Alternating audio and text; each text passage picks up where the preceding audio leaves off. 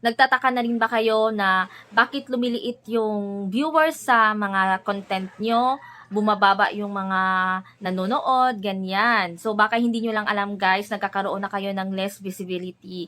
Kahit na na-check yun na yung account recommendation nyo, nakikita nyo na recommendable doon. Pero, nagkakaroon kayo ng less visibility. So, paano natin malaman guys na less visibility na yung account mo? Yan, tignan nyo sa likod guys, o kung nakikita nyo yung account ko. Walang violation yan, profile recommendable ako. Tapos kung mapapansin nyo, di ba mayroong 7 star sa likod? Yung kulay dilaw, ayan. 7 stars dapat yung nandyan sa atin para masabi natin na naka-spread yung content natin sa wider audience. Pero pag ganito naman yung account mo, ayan, recommendable ka, pero yung stars mo, naging 3 na lang. Ibig sabihin yan guys, less visibility na yung account mo. So, bakit ka nagkakaroon ng less visibility? Yan ay dahil sa violation na natanggap mo kay Meta. Para bumalik sa dati yung 7 star dyan, kailangan mawala ang violation sa account mo guys.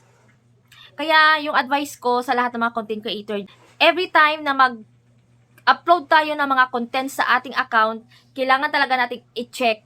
Yan. Check natin palagi yung ating profile recommendation. Importante talaga yan guys para matrack natin kung nagkaroon ba ng violation yung mga content na in-upload natin. Especially doon sa mga music na ginagamit natin sa ating account. Kung alam nyo lang kasi guys, may mga music kasi talaga na magkakaroon ka ng copyright. Pero hindi agad-agad mo yan makikita sa account profile recommendation mo na nagkaroon ka na pa ng copyright music.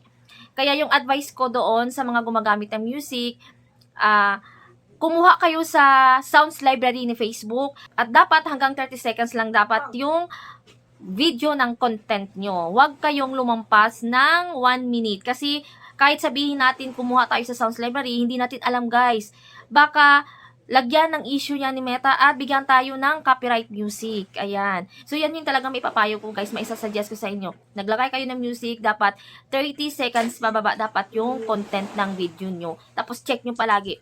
Kasi alam mo kasi guys, may mga violation na ibinibigay si Meta na hindi agad nagre-reflect sa ating profile recommendation. Kahit sabihin natin na okay naman yung profile recommendation ko, pero nagkakaroon na pala tayo ng mga flag content sa ating account na hindi agad nakikita sa ating profile recommendation. Kaya yun palaging sinasabi, check natin yung ating support inbox. Kasi mayroon tayong violation sa support inbox na hindi mag-reflect sa ating profile recommendation. So, yan guys, check nyo na yung account nyo, baka mayroon na kayong ganito.